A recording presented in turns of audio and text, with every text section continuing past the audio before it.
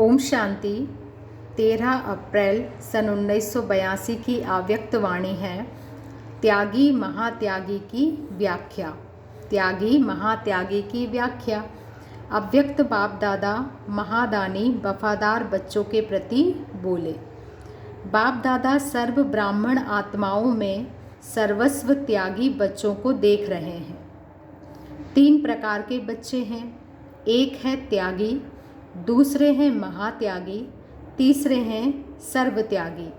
तीनों हैं ही त्यागी, लेकिन नंबरवार हैं। त्यागी जिन्होंने ज्ञान और योग के द्वारा अपने पुराने संबंध, पुरानी दुनिया, पुराने संपर्क द्वारा प्राप्त हुई अल्पकाल की प्राप्तियों को त्याग कर ब्राह्मण जीवन अर्थात योगी जीवन संकल्प द्वारा अपनाया है। बाबा तीनों त्यागी आत्माओं की यहाँ पर विशेषता बता रहे हैं। सबसे पहले बता रहे हैं त्यागी आत्मा की। त्यागी अर्थात यह सब धारणा कि पुरानी जीवन से यह योगी जीवन श्रेष्ठ है। जो त्यागी है उन्होंने क्या किया है, यह सब धारणा की कि ये पुरानी दुनिया से यह योगी जीवन श्रेष्ठ जीवन है।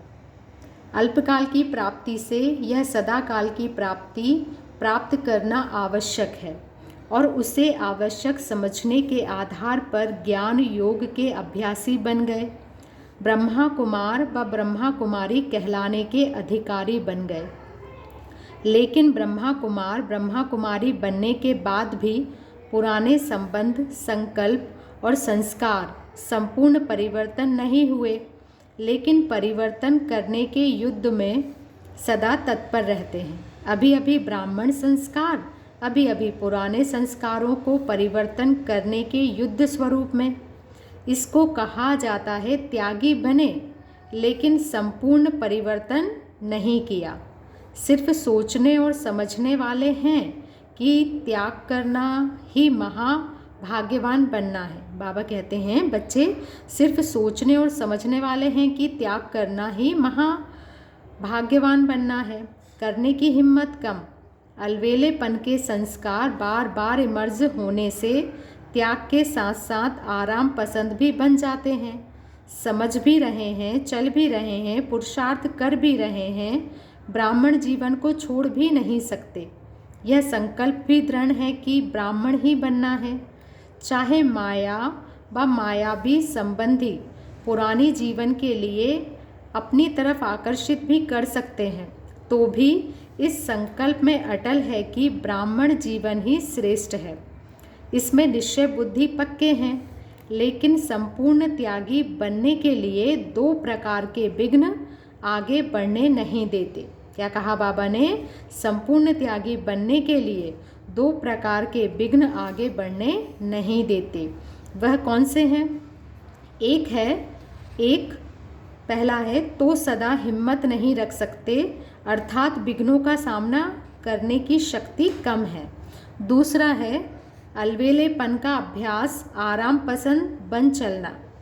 पढ़ाई, याद, धारणा और सेवा सब सब्जेक्ट में कर रहे हैं, चल रहे हैं, पढ़ रहे हैं, लेकिन आराम से। संपूर्ण परिवर्तन करने के लिए शस्त्रधारी शक्ति स्वरूप की कमी हो जाती है। इसने ही है, लेकिन शक्ति स्वरूप नहीं, मास्टर सर्वशक्तिमान स्वरूप में स्थित नहीं हो सकते हैं, इसलिए महात्यागी नहीं बन सकते। यह है त्यागी आत्माएं। अगले हैं महात्यागी। सदा संबंध, संकल्प और संस्कार सभी के परिवर्तन करने के सदा हिम्मत और उल्लास में रहते। पुरानी दुनिया, पुराने संबंध से सदा न्यारे हैं। महात्यागी आत्माएं सदा यह अनुभव करती हैं कि यह पुरानी दुनिया व संबंधी मरे ही पड़े हैं। इसके लिए युद्ध नहीं करनी पड़ती है। सदा स्नेही, सहयोगी, सेवाधारी, शक्ति स्वरूप की स्थिति में स्थित रहते हैं। बाकी क्या रह जाता है? महात्यागी के फलस्वरूप जो त्याग का भाग्य है, महाज्ञानी, महायोगी, श्रेष्ठ सेवाधारी बन जाते हैं। इस भाग्य के अधिकार को कहाँ कहाँ उल्टे नशे के रूप में यूज़ कर लेते हैं। पास्ट जीवन का संपूर्ण त्याग है, लेकिन त्याग का भी त्याग नहीं है। अंडरलाइन करेंगे। बाबा कहते हैं पास्ट जीवन का संपूर्ण त्याग है, लेकिन त्याग का भी त्याग नहीं है। लोहे की जंजीरें तो तोड़ दी, आयरन एज से गोल्डन एज तो बन गए, लेकिन कहाँ कहाँ परिवर्तन सुनहरी जीवन के सोने की जंजीर में बंध जाता है। वह सोने की जंजीरें क्या है? मैं और मेरा। मैं अच्छा ज्ञानी हूँ, मैं ज्ञानी तू आत्मा, योगी तू आत्मा हूँ। यह सुनहरी जंजीर कहाँ कहाँ सदा बंधन मुक्त बनने नहीं देती। 3 प्रकार की प्रवृत्ति है। पहली है लौकिक संबंध व कर्म की प्रवृत्ति, दूसरा है अपने शरीर की प्रवृत्ति, और तीसरी है सेवा की प्रवृत्ति। तो त्यागी जो हैं वह लौकिक प्रवृत्ति से पार हो गए, लेकिन देह की प्रवृत्ति अर्थात अपने आप को ही चलाने और बनाने में व्यस्त रहना व देह भान की नेचर के वशीभूत रहना, और उसी नेचर के कारण ही बार बार हिम्मतहीन बन जाते हैं, जो स्वयं भी वर्णन करते कि समझते भी हैं, चाहते भी हैं, लेकिन मेरी नेचर है। यह भी देह भान की देह की प्रवृत्ति है, जिसमें शक्ति स्वरूप हो इस प्रवृत्ति से भी निवृत्त हो जाएं, वह नहीं कर पाते। यह त्यागी की बात सुनाई, लेकिन महात्यागी लौकिक प्रवृत्ति देह की प्रवृत्ति दोनों से निवृत्त हो जाते, लेकिन सेवा की प्रवृत्ति में कहाँ कहाँ निवृत्त होने के कारण फंस जाते। ऐसी आत्माओं को अपनी देह का भान भी नहीं सताता, क्योंकि दिन रात सेवा में मगन है। देह की प्रवृत्ति से तो पार हो गए। इस दोनों ही त्याग का भाग्य ज्ञानी और योगी बन गए। शक्तियों की प्राप्ति, गुणों की प्राप्ति हो गई। ब्राह्मण परिवार में प्रसिद्ध आत्माएं बन गए। सेवाधारी में VIP बन गए। महिमा के पुष्पों की वर्षा शुरू हो गई। माननीय और गायन योग्य आत्माएं बन गए। लेकिन यह जो सेवा की प्रवृत्ति का विस्तार हुआ, उस विस्तार में अटक जाते हैं। यह सर्व प्राप्ति भी महादानी बन औरों को दान करने के बजाय स्वयं स्वीकार कर लेते हैं। तो मैं और मेरा शुद्ध भाव की सोने की जंजीर बन जाती है।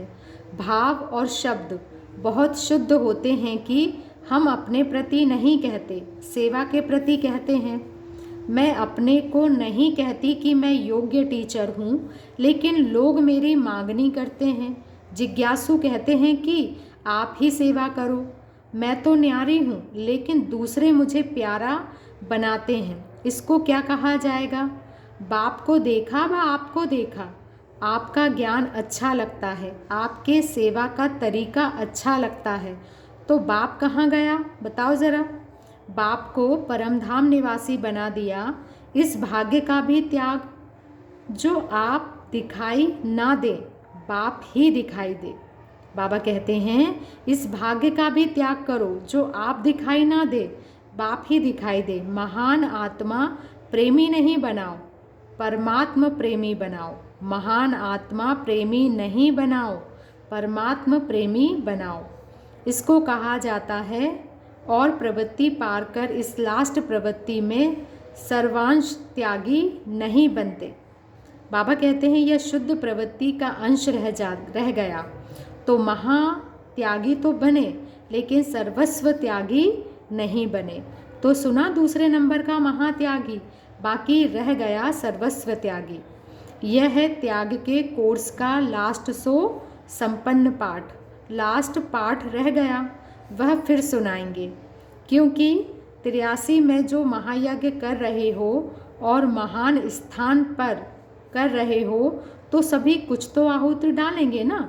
वह सिर्फ हॉल बनाने की तैयारी करेंगे, औरों की सेवा तो करेंगे ना।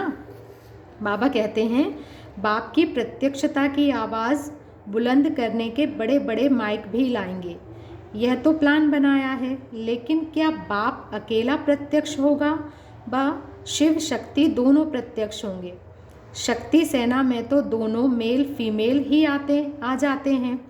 तो आप बच्चों सहित प्रत्यक्ष होंगे। तो माइक द्वारा आवाज़ बुलंद करने का तो सोचा है, लेकिन जब विश्व में आवाज़ बुलंद हो जाएगा और प्रत्यक्षता का पर्दा खुल जाएगा तो पर्दे के अंदर प्रत्यक्ष होने वाली मूर्तियाँ भी संपन्न चाहिए ना। वह पर्दा खुलेगा तो कोई तैयार हो रहा है, कोई बैठ रहा है, ऐसा साक्षात्कार तो नहीं कराना है ना। कोई शक्ति स्वरूप ढाल पकड़ रही है, कोई तो तलवार पकड़ रही है, ऐसा फोटो तो नहीं निकालना है ना। तो क्या करना पड़े? संपूर्ण स्वाहा, इसका भी प्रोग्राम बनाना पड़े ना।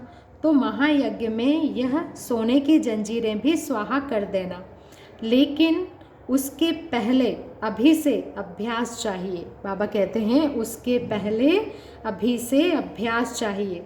ऐसे नहीं कि 83 में करना है। जैसे आप लोग सेवाधारी तो पहले से बन जाते हो और समर्पण पीछे होता है। यह भी सर्व स्वाहा का समारोह 83 में करना, लेकिन अभ्यास बहुत काल का चाहिए, समझा?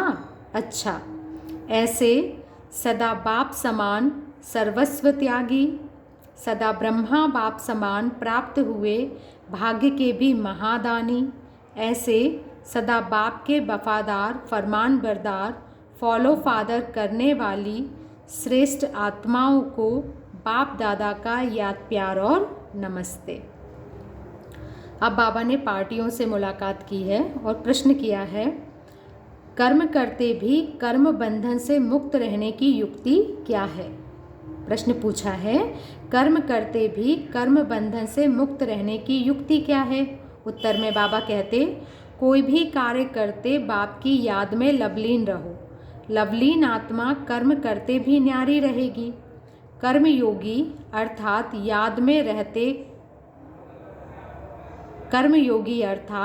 याद में रहते हुए कर्म करने वाला सदा कर्म बंधन मुक्त रहता है। ऐसे अनुभव होगा जैसे काम नहीं कर रहे हैं लेकिन खेल कर रहे हैं। किसी भी प्रकार का बोझ व थकावट महसूस नहीं होगी। तो कर्मयोगी अर्थात कर्म को खेल की रीति से न्यारे होकर करने वाला। क्या कहा बाबा ने? कर्मयोगी अर्थात कर्म को खेल की रीति से न्यारे होकर करने वाला।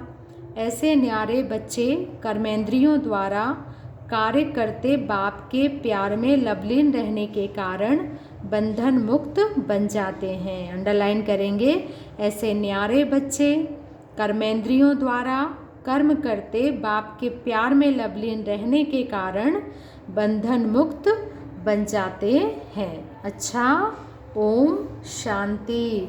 शुक्रिया बाबा, शुक्रिया।